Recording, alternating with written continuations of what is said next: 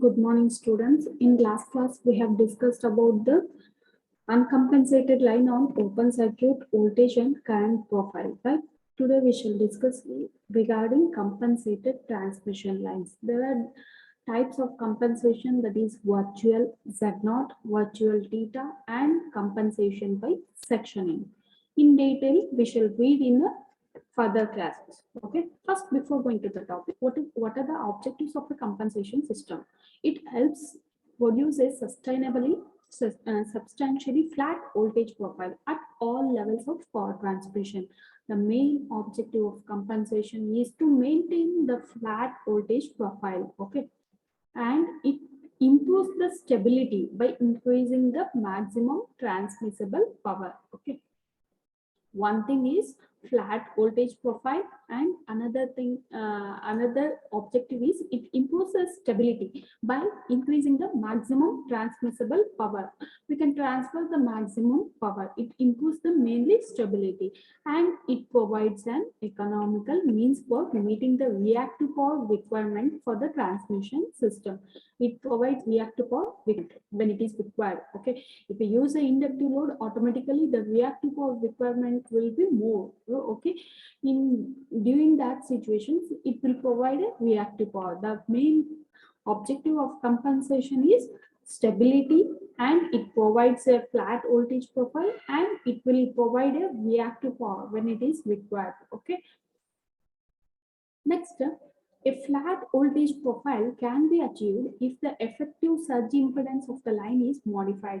What they are saying is, when we can achieve a flat voltage profile means when we modify the value of when we modify the value of impedance, mainly the surge impedance. Okay, that is Z0 dash, for which the corresponding virtual natural load, that is V naught square divided by Z0 dash, is equal to the actual load. Z0 is nothing but square root of L by C. Z0 is nothing but surge impedance, that is equals to L by C. We have already discussed about the surge impedance and also the natural loading, right, in the last classes. At fundamental frequency, this can be written, that is square root of XL XC in that is if the series or the shunt reactance XL or XC should be modified, then only the line can be made to have a virtual surge impedance and virtual natural load, that is P naught dash, for which P naught dash is equal to V naught square divided by Z naught dash, that is equals to P, where P is the actual power to be transmitted and V naught is the rated voltage of the line. Here, the load P varies sometimes suddenly. The load may vary because the industry side, or it may be to the commercial side, whatever it may be. The load will not be a constant all the time. Okay, it may increase or it may decrease, it depends. Since the load P varies sometimes suddenly, it may increase suddenly. The ideal compensation would be capable of variation and without delay. Okay, that should be compensated without delay. The compensation which can be said to have the objective of modifying Z0 will be termed surge impedance compensation or Z0 compensation.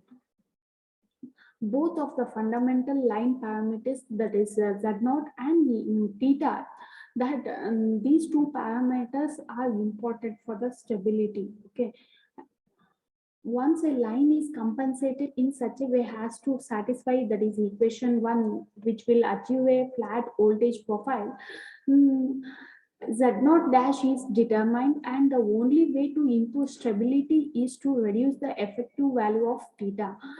To achieve the flat voltage profile, we need to modify the value of Z0, and to improve the stability, we need to reduce the effective value of theta, that is line length compensation. Okay, line length.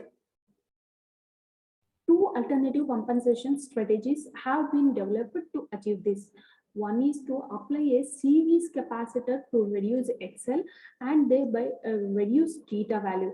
Since theta is equal to beta into A, that is equals to XL divided by XC, square root of XL divided by XC at fundamental frequency. One method is, if we use a series capacitor to reduce a XL, and thereby it will reduce a theta value, so that we can achieve the one strategy, that is flat voltage profile, or it may this strategy might be called line length compensation or theta compensation.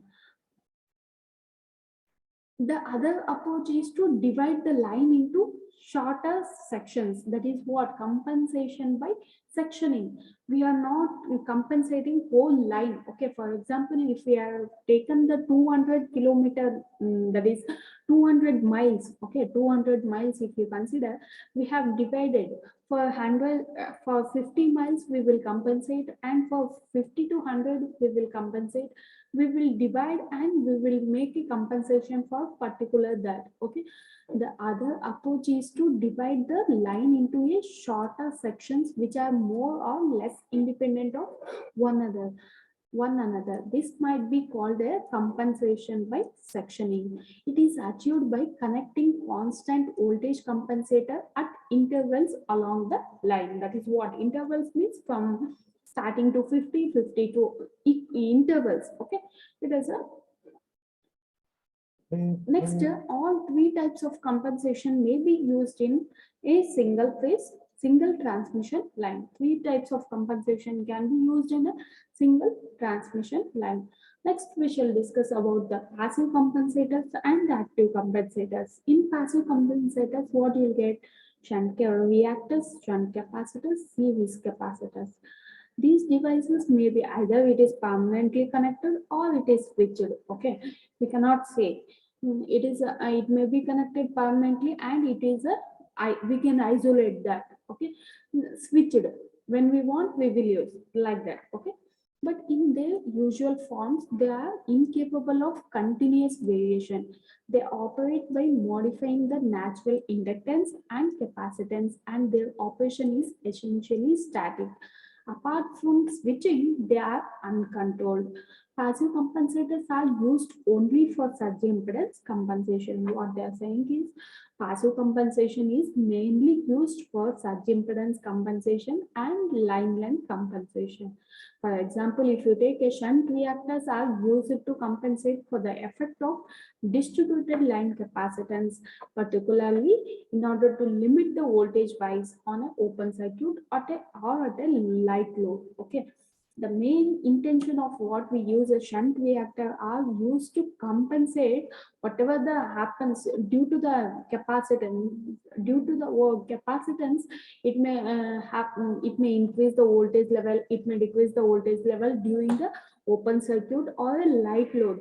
That effect should be reduced. Okay, and the rise of voltage level should be come to the normal level. So in order to control that, we use a shunt reactor here. That is what shunt reactors are used to compensate the whatever the effect of distributed line capacitance. Particularly, it is to limit the voltage rise of on a open circuit or light load. They tend to increase virtual surge impedance and reduce virtual natural load, that is P naught dash. Next, shunt capacitors. Shunt capacitors are used to augment the natural capacitance of the line under heavy loading. They generate or absorb reactive power, which tends to boost the voltage. Now, capacitance means usually it will generate or it will absorb the reactive power. Okay, which will increase the voltage. They tend to reduce the virtual surge impedance and increase the natural load. Reverse of shunt reactor. In shunt reactor, increase virtual surge impedance and reduce virtual natural load. But in shunt capacitors, it will reduce the virtual surge impedance and increase natural load P naught dash. Series capacitors are used for line length compensation. This is next is the active compensators. Here, active compensators is shunt connected devices which have the property of trending to maintain a constant voltage at their terminals. The main intention is to here shunt connected devices which will maintain a constant voltage. Okay, They generate or observe reactive power in response to small variation of voltage at their point of connection. They are capable of continuous variation and rapid response. Active compensators may be applied either for surge impedance compensation or for compensation by sectioning. One thing you need to remember, for passive compensation, we have used for surge impedance compensation or line compensation, but active compensation, it is used for surge impedance compensation or by compensation by sectioning. Okay, here virtual surge impedance Z0, they are capable of function performed by fixed shunt reactors and capacitors. Compensation by sectioning is possible only with the active compensators, which must be capable of immediate response to the smallest variation in power transmission or voltage, and their operation is essentially dynamic. All active compensators except the saturated reactor type are also capable of acting as a passive compensator. All active compensators except the saturated reactor type are also capable of acting as a passive compensators. It is a rapid response excitation system used on synchronous machines, also have a strong and important compensating effect in a power system, which is fitted to the generators at either end of a line. They modify the effective series reactance of the transmission line as a whole and contribute improvement in both voltage and stability. Rapid response excitation system used on a synchronous machines will have a strong and important compensating effect in a power system. The application of reactive power compensation must be done as economically as possible. For example, what they are saying, the application of reactive power compensation. Industry will pay the penalty due to the because in the industry side, inductive load will be more, so it will absorb the more reactive power, so that the power factor will be varied. It may not reach to the 0.9 like that. Okay, so in order to reach that power factor, in order to balance the voltage variations, and they will use a compensating device. Okay, if you use a compensating device, that should be economical. It should not be a more cost when you compare with the penalty, right? So that is what the application of reactive power compensation must be done as economically as possible. It should not be more costly. Applications and functions of compensator on transmission system include the management of reactive power flows in order to minimize the losses and the damping of power oscillations, the provision of reactive power at DC converter terminals. In equipment development, activity is concentrated on the static reactive power controller or static compensator to improve its efficiency, reliability, and response characteristics.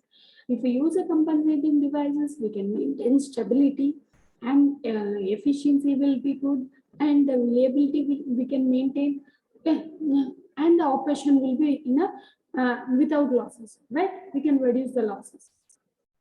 These are the classification of compensators by function and type. Okay. First is the surge impedance compensation, that is Z0, and voltage control reactive power management. For these function, we can use a shunt reactor, or we can use passive, that is shunt reactor. For these function, we can use this shunt reactor. In active devices, active compensators, synchronous machines, synchronous condenser, saturated reactor, thyristor, switched capacitor, thyristor control. For line length compensation, we can use a series capacitors. Okay. Voltage control, reactive power management, stability improvement. For these functions, we can use a series capacitor. Compensation by sectioning, I've already said compensation by sectioning, only we can use a active compensators, that is a synchronous condenser, saturated reactor, that is TSC or TCR. These devices we can use, that is active compensator devices we can use for the compensation by sectioning, mainly And for we can use dynamic shunt compensation or for stability improvement on longer lines. Okay, for stability improvement, we can use either active devices or passive devices, that is series capacitor also we can use. For voltage control, we can use a shunt reactor or series capacitors, right? For linear compensation, we can use a both. Yes, surge impedance compensation, shunt reactors we can use, right? This is about the active compensation, passive compensation. In next class, we shall discuss with the other topics. Okay.